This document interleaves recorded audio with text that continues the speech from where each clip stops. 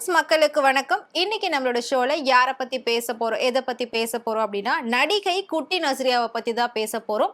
அது என்ன நடிகை குட்டி நஸ்ரியா? ஓ, நஸ்ரியாக்கு குழந்தை பிறக்க போகுதா, அதுவும் பெண் குழந்தையா அப்படின்னு நினைச்சிருக்கீங்களா? கண்டிப்பா கிடையவே கிடையாது. இப்போ குட்டி நஸ்ரியா அப்படின்னு பேர் வாங்கிட்டு இருக்கக்கூடிய மமிதா பைஜுவை பத்தி தான் பேச போறோம். ஸோ வாங்க பார்க்கலாம். ஸோ இப்போ இருக்கக்கூடிய யங் சென்சேஷனல் ஹீரோயின்ல நம்பர் 1 வலம் வந்துட்டு இருக்கவங்க தான் நடிகை மமிதா பைஜு. மமிதா பைஜு நடிக்க வந்த ஒரு சில வருடங்கள்லயே மிக பெரிய பெரிய நடிகர்கள் கூட அவங்க சேர்ந்து நடிக்கிறதுக்கான வாய்ப்புகள் அவங்களுக்கு அதிகமா கிடைச்சிருக்கு. இந்த மாதிரி எல்லா நடிகைகளுக்கும் கிடைக்குமா அப்படின்னு கேட்டா கண்டிப்பா கிடைக்கவே கிடைக்காது. எங்க போயிட்டு வர? ஒரு வேலையா போயிட்டு வரேன். ஆரம்பத்துல மலையாளத்துல பிரேமலு அப்படிங்கிற ஒரு படம் மூலமா அறிமுகமானாங்க ஹீரோயினா.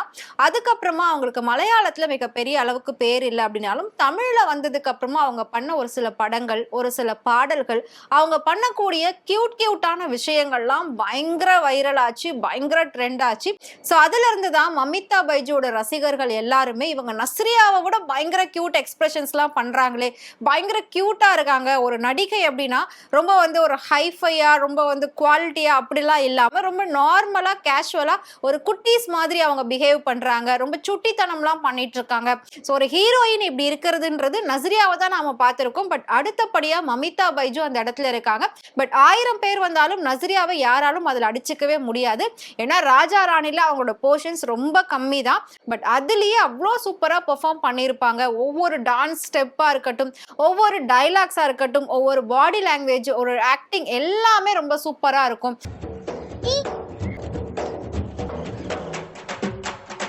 பட் அதே மாதிரி தான் இப்போ மமிதா பைஜுவும் பண்ணிட்டு இருக்காங்க. ஸோ இன்னொரு முக்கியமான விஷயம் என்ன அப்படின்னா, நஸ்ரியா பெரிய பெரிய ஹீரோக்கள் கூட நடிக்கல. ஸோ அவங்க நல்லா பீக்ல இருந்த டைம்லயே கல்யாணம் பண்ணிட்டு செட்டில் ஆக்கிட்டாங்க. ஸோ அதனால அடுத்தடுத்து பட வாய்ப்புகள் அவங்களுக்கு வந்தது, பட் அவங்க பண்ணல.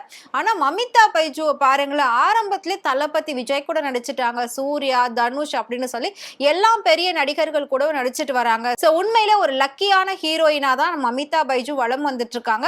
எங்க போனாலுமே குழந்தைங்கள்ல இருந்து பெரியவங்க வரைக்கும் எல்லாருக்குமே பிடிச்ச ஒரு நடிகையா மமிதா பைஜு வலம் வந்துட்டு இருக்காங்க.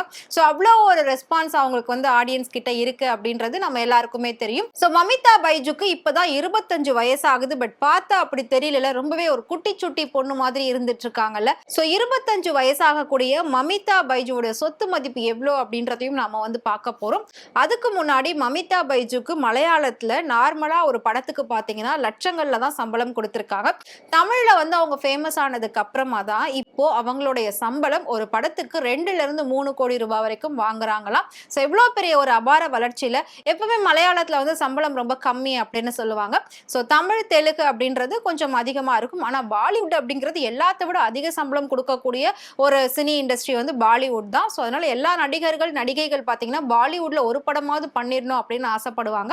ஸோ அப்படி இருக்கிற பட்சத்துல மமிதா பைஜு இப்போதான் மலையாளத்துல தாண்டி தமிழ், தெலுங்கு அப்படின்னு பண்ணிட்டு இருக்காங்க. ஸோ அடுத்ததான் அவங்களுக்கு கன்னடத்திலையும் நிறைய வாய்ப்புகள் வந்துட்டு இருக்கு. ஸோ அது கண்டிப்பா அதுலயும் படங்கள் பண்ண போறாங்க. கூடிய சீக்கிரம் மமிதா பைஜு பாலிவுட்க்கு போறாங்களா இல்லையா அப்படின்றத நம்ம வெயிட் பண்ணி பார்க்கலாம். ஏன்னா பேன் இண்டியா ஸ்டாரா ரஷ்மிகா மந்தனா இப்ப இருக்காங்க. ஸோ அவங்க பாலிவுட்க்கு போனதுக்கு அப்புறமா தான் நேஷனல் கிரஷ் அப்படின்ற ஒரு பேரும் அவங்களுக்கு கிடைச்சது. ஸோ என்னதான் அவங்க எல்லாம் அப்படி பெரிய ஹீரோயினா பாலிவுட்ல போயிருந்தாலும் பாலிவுட பொறுத்த வரைக்கும் இந்த மாதிரி கியூட் ஹீரோயின் யாருமே கிடையாது.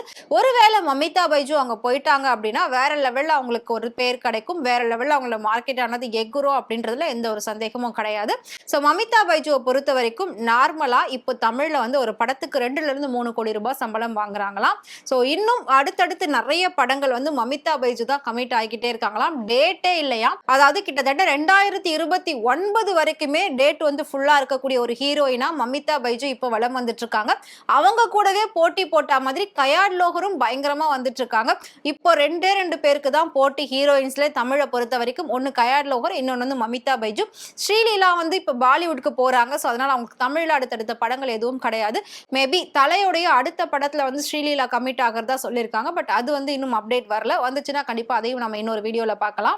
ஸோ மமிதா பைஜு பேசிக்லி மலையாளம், கேரளா அப்படின்றதுனால கேரளாவில் கோட்டயம் அப்படிங்கிற ஒரு இடத்துல அவங்க ஒரு சொகுசு பங்களா வச்சிருக்காங்களாம். அதாவது ஆரம்பத்தில் அவங்களோட வீடு ரொம்ப நார்மலாக தான் இருந்திருக்கு. இப்போ பெரிய ஹீரோயின் ஆனதுக்கு அப்புறமா அதே வீடை பெருசா ஒரு பங்களா மாதிரி ஆல்ட்ரேட் பண்ணி வச்சிருக்காங்களாம். ஸோ அவங்களுக்கு அங்க வந்து ஒரு லக்ஸரி பங்களாவும் இருக்கு. அதை தாண்டி இப்ப சென்னையில வீடு வாங்கி செட்டில் ஆகணும், ஏன்னா அடிக்கடிக்கு ஷூட்டிங்காக சென்னைக்கு வராங்களாம். ஸ்டே வந்து ஹோட்டல்ல பண்றதுனால கொஞ்சம் கஷ்டமா இருக்கு. ஸோ நமக்கு கூட ஒரு வீடு இருந்துச்சுன்னா கம்ஃபர்டபுளா இருக்கும் அப்படின்னு சொல்லி சென்னையில வீடு வாங்குறதுக்காக இப்போ ட்ரை பண்ணிட்டு இருக்காங்க. பட் அதை தாண்டி அவங்களுக்கு ஹைதராபாத்லயும் வந்து ஒரு வீடு இருக்கு அப்படின்ற மாதிரி சொல்லியிருக்காங்க. ஸோ அது மட்டும் இல்லாம Mamitha Baiju BMW, Benz, Mercedes அப்படிங்கிற மாதிரி காஸ்ட்லியான காரும் வச்சிருக்காங்களாம். ஸோ படத்துக்கு 2-3 கோடி ரூபாய் சம்பளம் வாங்குறாங்க. ஸோ அது மட்டும் இல்லாம fashion jeweller, fashion dresses, cosmetic, skin care அப்படின்னு சொல்லி இந்த மாதிரி பல பிராண்டுக்கு அவங்க வந்து பிராண்ட் அம்பாசிடராகவும் இருந்துட்டு இருக்காங்க. நிறைய ஆட்ஸும் அவங்க பண்ணிட்டு இருக்காங்க. ஸோ அது எல்லாத்துக்கும் சேர்த்து மாசம் மாசம் அவங்களுக்கு அந்த ஆட் ஷூட்ல இருந்து மட்டுமே லட்சக்கணக்கில் வருமானம் வருதா. ஸோ இது எல்லாத்தையும் பார்க்கும்போது 25 வயசாகக்கூடிய மமிதா பைஜுக்கு கிட்டத்தட்ட 30-35 கோடி ரூபாய் வரைக்கும் சொத்து மதிப்பு இருக்காம். இது வந்து எல்லாமே டோட்டலா எவ்வளோ அப்படின்னு பார்த்தீங்கன்னா அவங்களோட காரு, வீடு பிளஸ் இவனோட இன்கம் இது எல்லாத்தையும் வச்சு வந்து கால்குலேட் பண்ணி தான் சொல்லியிருக்காங்க.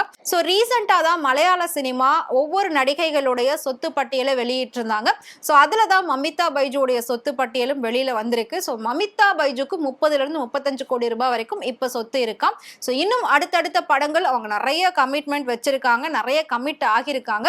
நான் சொன்ன மாதிரி 2029 வரைக்கும் கால் ஷீட் ஃபுல்லா இருக்கக்கூடிய ஒரு நடிகை வந்து மமிதா பைஜு தான். இப்போ வந்து பெரிய பெரிய நடிகையா இருந்த நயன்தாரா, ஹன்சிகா, அனுஷ்கா அவங்க யாருமே இப்போ இருக்கிறது இல்லை.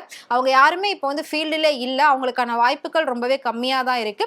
ஸோ நான் சொன்ன 2 பேருக்கு தான் போட்டியா போய்கிட்டு இருக்கு. ஒன்று கயாட் லோஹர், இன்னொன்று மமிதா பைஜு.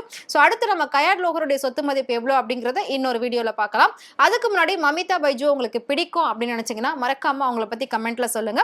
இதே மாதிரி சினிமா பத்தியும் சினிமா நடிகர்கள் நடிகைகள் பத்தியும் டே பை டே இன்ட்ரெஸ்டிங்கான அப்டேட்ஸ் தெரிஞ்சுக்கணும் அப்படின்னு நினைச்சீங்கன்னா மறக்காம ஃப்ரெண்ட் சேனலை ஃபாலோ பண்ணிக்கோங்க.